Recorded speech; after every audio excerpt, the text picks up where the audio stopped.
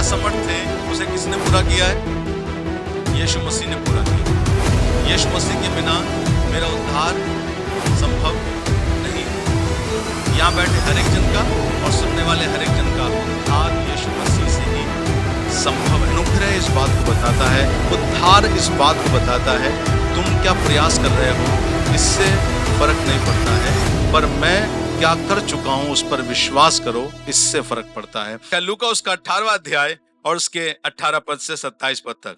किसी सरदार ने उससे पूछा, हे उत्तम गुरु, अनंत जीवन का अधिकारी होने के लिए मैं क्या करूं? यीशु ने उससे कहा, तू मुझे उत्तम क्यों कहता है? कोई उत्तम नहीं, केवल एक, अर्थात परमेश्वर।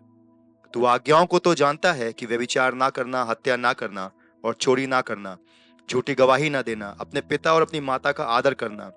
उसने कहा, मैं तो इन सब को लड़कपन ही से मानता आया हूं। यह सुन यीशु ने उससे कहा, तुझ में अब भी एक बात की घटी है। अपना सब कुछ बेचकर कंगालों को बांट दे और तुझे स्वर्ग में धन मिलेगा, और आकर मेरे पीछे हो ले। वह यह सुनकर बहुत उदास हुआ, क्योंकि वह बड़ा धनी था। यीशु ने उसे देखकर कहा, धनवानों का परमेश्वर के राज्य में प्रवेश करना कैसा कठिन है।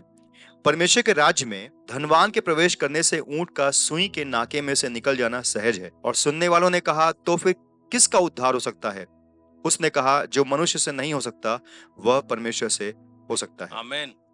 तो हम इस हिस्से में देखते हैं कि एक व्यक्ति आया यीशु मसीह के पास और आकर के कहने लगा कि मैं अनंत जीवन पाने के लिए क्या करूं। क्या इसकी जो ख्वाहिश थी, डिजायर थी, गलत थी?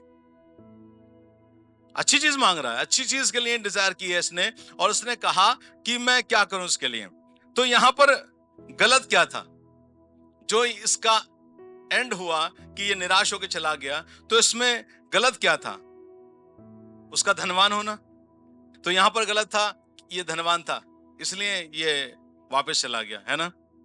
पर क्या आपको मालूम है परमेश्वर के वचन में बहुत से धनवानों का जिक्र है।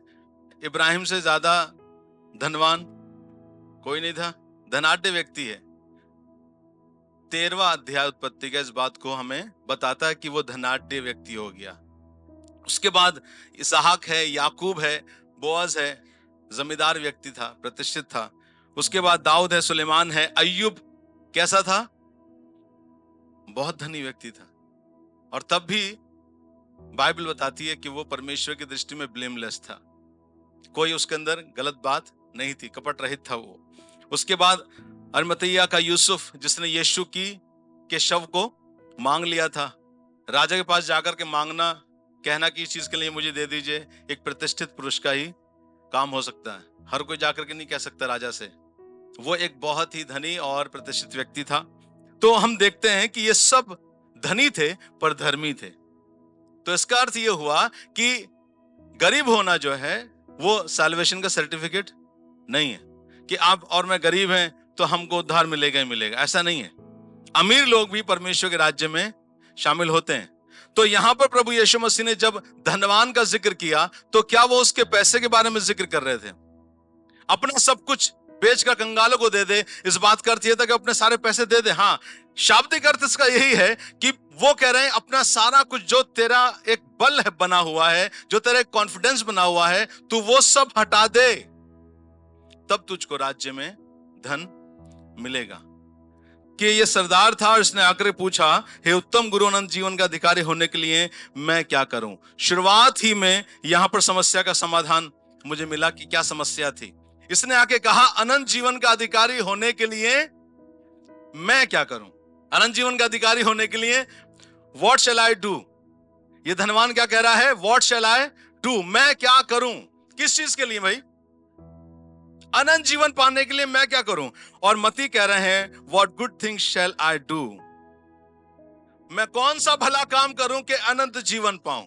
आपको मालूम है पुराने समय में लोगों के पास ये धारणा थी कि कोई भला काम करेंगे तो अनंत जीवन पाएंगे, और बहुत से लोगों ने इसका प्रसार भी किया और बहुत सी मान्यताएं ऐसी पाई भी जाती हैं और लोग ऐसा करते हैं। परमेश्वर का वचन साफ साफ इस बात के लिए हमें बताता है, सिखाता है कि हमारे पास ऐसा कोई भला काम नहीं है जो हम करके अनंत जीवन प्राप्त कर सकें। उसने शुरुआत ही में गलत कर दिया, शुरुआत ही में प्रॉब्लम पाई जा रही है। धन और निर्धन तो हटा ही दीजिए। शुरुआत ही में गलत प्रश्न है कि मैं क्या कर सकता हूं अनंत जीवन पाने के लिए। मैं आपसे कह रहा हूं, मैं कुछ नहीं कर सकता अनंत जीवन पाने के लिए। जब बात उद्धार की आती है, बात गवाही की नहीं हो रही यहां पर, आपको अपनी गवाही स्थापित करनी है, पर मैं बात कर रहा हूं सैल्वेशन, उद्धार, जो मुझे मसीह के अनुग्रह से प्राप्त होता है। यशायाह इस बारे में क्या कहते हैं सुनिए। यशायाह उसका 64 चैप्टर, उसका 6th वर्स, और वहां पर ऐसा लिखा हुआ है, हमारे धर्म के काम सब के सब मैले चित्रों के समान हैं। परमेश्वर के सामने उसका कोई मूल्य नहीं है।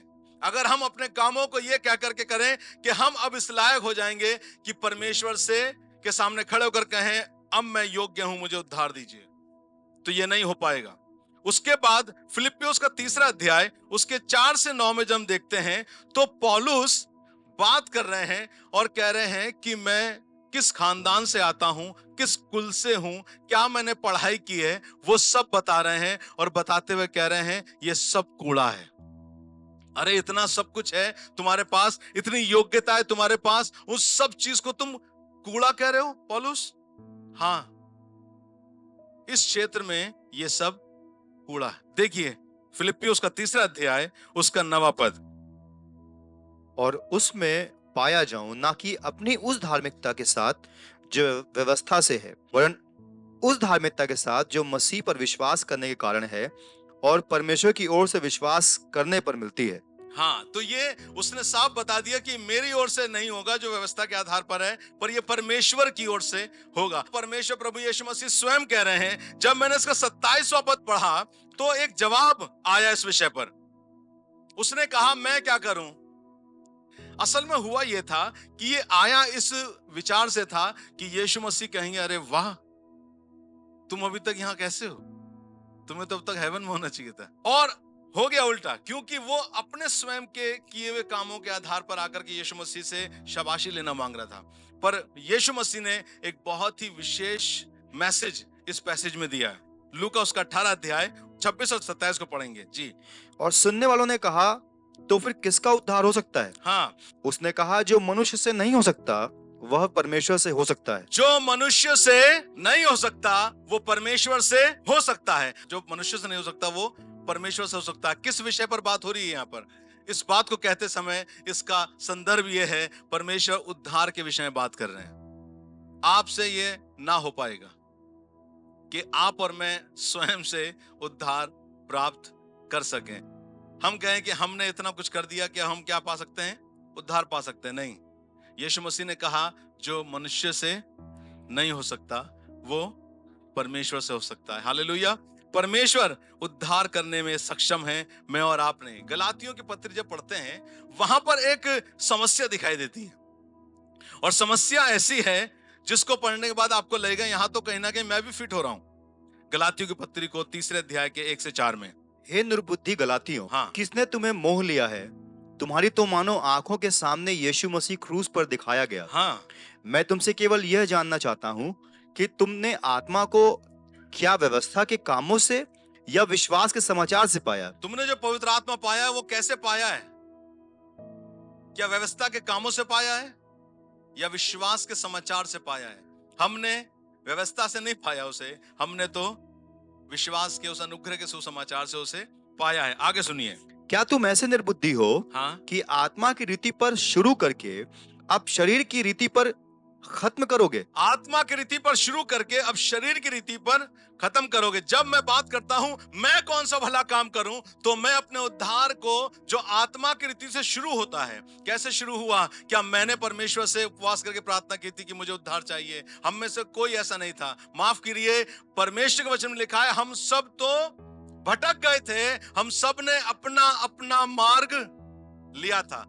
परमेश्वर ने ये किया है, परमेश्वर की ओर से ये हुआ है, और परमेश्वर ने ये उद्धार का अनुग्रह मुझ पर किया है। सुनिए क्या लिखा हुआ है। हाँ, क्या तुमने इतना दुख यूं ही उठाया? क्या तुमने इतना दुख यूं ही उठाया? आत्मा से जो शुरू हुआ था उसे शरीर पे खत्म करना चाहते हो? हाँ, क्या तुमने इतना दुख यूं ही उठाया? परंतु कदाचित व्यर्थ नहीं। कदाचित व्यर्थ नहीं, वो समझाना मांग रहे हैं। जब 2रे अध्याय के 16 पद को आप पढ़ेंगे तो इस पत्री का जो निचोड़ है वो आपके हाथ लगेगा कि किस विषय पर बात शुरू हुई है और किस बात को वो गलातियों की कलीसिया को देना मांग रहे हैं। दूसरा अध्याय उसका 16 पद। तो भी यह जानकर कि मनुष्य व्यवस्था के कामों से नहीं, हाँ पर केवल यीशु मसीह पर विश्वास करने के द्वारा धर्मी ठहरता है। जी, हमने आप भी मसीह यीशु पर विश्वास किया कि हम व्यवस्था के कामों से नहीं, पर मसीह पर विश्वास करने से धर्मी ठहरे।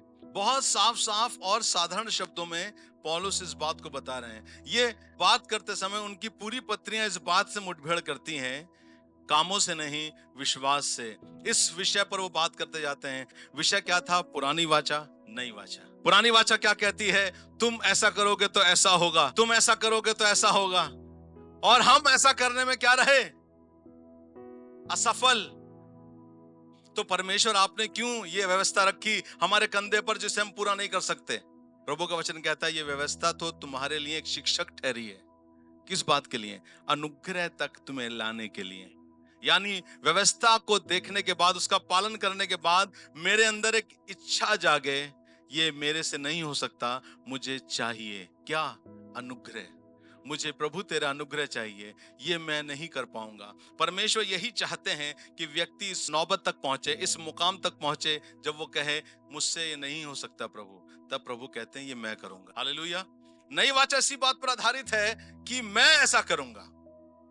पुरानी वाचा कहती है तुम ऐसा करोगे तो ऐसा होगा, और नई वाचा कहती है मैं ऐसा करूंगा। हालेलुया। अनुग्रह कहता है मैं ऐसा करूंगा, और उसने ऐसा किया। सलीब पर उसने अपने हाथों को पसार के कहा इट इज फिनिश्ड। खत्म कर दिया गया वो हर एक वो काम, हर एक वो विधि, हर एक वो नियम जो मेरे लिए था, उसे यीशु ने पूरा करके उसे खत्म कर दिया। और आज मेरे लिए उसने उद्धार रखा है, और शर्त केवल एक है, क्या? जो कोई विश्वास करेगा। रोमियो उसका 8वां अध्याय उसका 3रा पद।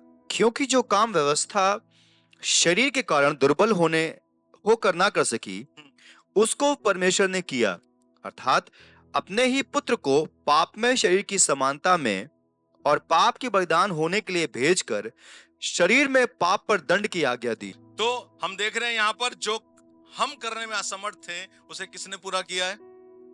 यीशु मसीह ने पूरा किया है। यीशु मसीह के बिना मेरा उद्धार संभव नहीं है। यहां बैठे हर एक जन का और सुनने वाले हर एक जन का उद्धार यीशु मसीह से ही संभव है, क्योंकि उसने इस बात के लिए दाम चुकाया है। जॉन चैप्टर 5 वर्स 1 to 8 एक ऐसी घटना जो मुझे व्यवस्था और अनुग्रह के बारे में बताती है। एक ऐसी घटना जो मुझे बताती है कि कैसे व्यवस्था और अनुग्रह में हम डिफरेंस कर सकते हैं, अंतर देख सकते हैं। यूहन्ना उसका 5वां अध्याय उसके 1 से 8 पद। इन बातों के बाद हाँ। यहूदियों का एक पर्व हुआ और यीशु यरूशलेम को गया। यरूशलेम में भेड़ फाटक के पास एक कुंड है जो इब्रानी भाषा में बैतसदा कहलाता है। इब्रानी भाषा में ये बैतसदा कहलाता है, और बैतसदा का अर्थ होता है हाउस ऑफ मर्सी, दया का घर। यहाँ पर दया की जाती है। चलिए। और उसके 5 ओसारे हैं। इनमें बहुत से बीमार, अंधे, लंगड़े और सूखे अंग वाले पानी के हिलने की आशा में पड़े रहते थे, क्योंकि नियुक्त समय पर परमेश्वर के स्वर्गदूत कुंड में उतरकर पानी को हिलाया करते थे। पानी हिलते ही जो कोई पहले उतरता वह चंगा हो जाता था, चाहे उसकी कोई बीमारी क्यों ना हो। वहां एक मनुष्य था जो 38 वर्ष से बीमारी में पड़ा था। यीशु ने उसे पड़ा हुआ देखकर और जानकर कि वह बहुत दिनों से इस दशा में पड़ा है, उससे पूछा, क्या तू चंगा होना चाहता है? उस बीमार ने उसको उत्तर दिया कि हे प्रभु, मेरे पास कोई मनुष्य नहीं कि जब पानी हिलाया जाए तो मुझे कुंड में उतारे, परंतु मेरे पहुंचते पहुंचते दूसरा मुझसे पहले उतर पड़ता है। यीशु ने उससे कहा, उठ, अपनी खाट उठा, चल फिर। आमीन।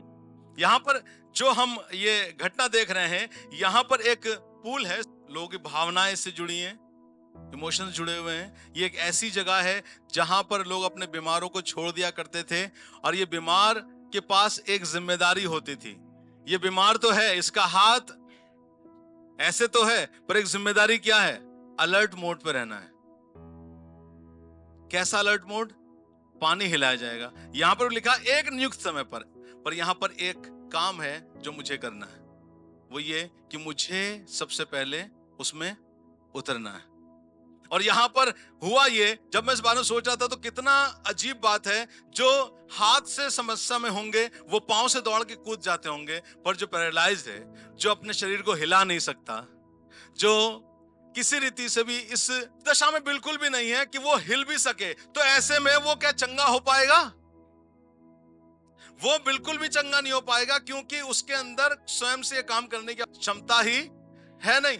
तो ये दया का घर क्या उसके काम आ पाएगा? नहीं। वहां बहुत से लोग पड़े थे और शायद यही कारण था कि ये मनुष्य भी एक लंबे समय से 38 ईयर एक पूरी उम्र होती है, और वो उस पूल के पास, उस कुंड के पास पड़ा हुआ है, किस इंतजार में कि कोई तो समय होगा जब मैं भी इसमें कूद सकूंगा। पर ऐसा नहीं हुआ।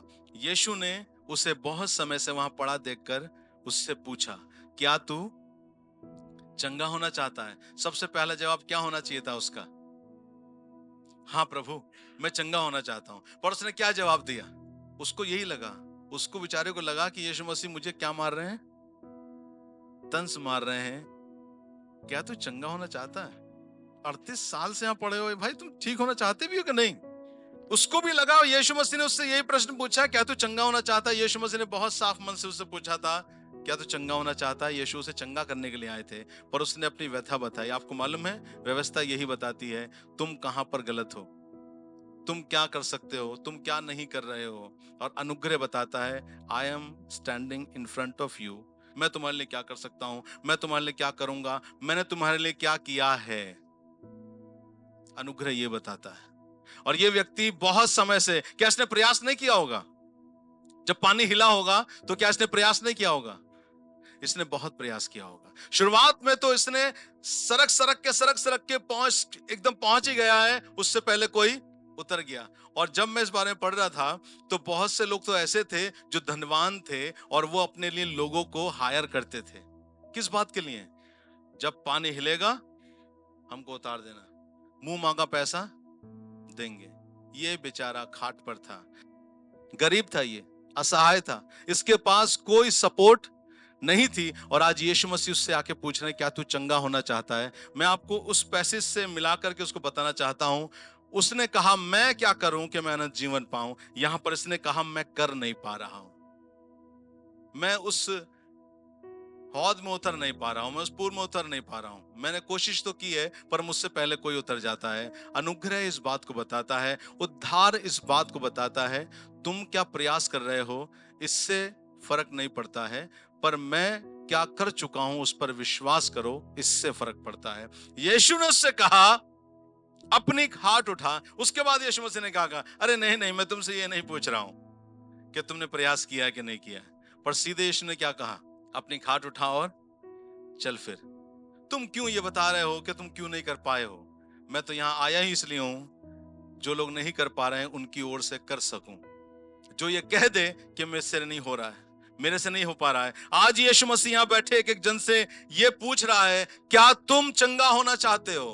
और उसका जवाब सिर्फ इतना है, हाँ प्रभु, मैं चंगा होना चाहता हूं। पर आज मैं और आप अपने कामों पर इतने आधारित हैं कि हम बताने लगते हैं हम इस वजह से नहीं कर पा रहे हैं, हम बहुत अच्छा कर सकते थे पर हम इस वजह से नहीं कर पा रहे हैं। पर यीशु का प्रश्न आज भी वही है, क्या तू चंगा होना चाहता है? आज यहां बैठे कई लोगों से परमेश्वर पूछ रहे हैं, क्या तुम अपनी दशा से निकलना चाहते हो? प्रभु, मैं चाहता हूं। और यीशु मसीह आए ही इसलिए हैं कि वो धनवान व्यक्ति से कहते, उस धनवान व्यक्ति का जो वाक्य है उसको इस तरीके से मोड़िए तो आपको मालूम चलेगा कि यीशु क्या करना चाहते हैं। वो धनवान व्यक्ति, वो सरदार आया और आकर के घुटनों पर गिरा, उसने कहा, यीशु मुझे उद्धार दीजिए। तब क्या होता? यीशु कहते, तथास्तु, तेरा उद्धार हो गया। जक्कई ने क्या किया था? जक्कई ने सिर्फ यीशु को देखने की उम्मीद की और यीशु को अपने घर ले गया। यीशु को ग्रहण करना ही उद्धार का स्टेप है, और जब वो करते हैं तो उद्धार पाते हैं। मेरी दुआ है कि ये जो साल है, हम इस साल में इस अनुभव को करने वाले हो सकें, हमारे परिवार के लोग इस अनुभव को करने वाले हो सकें कि हम उद्धार पाएं।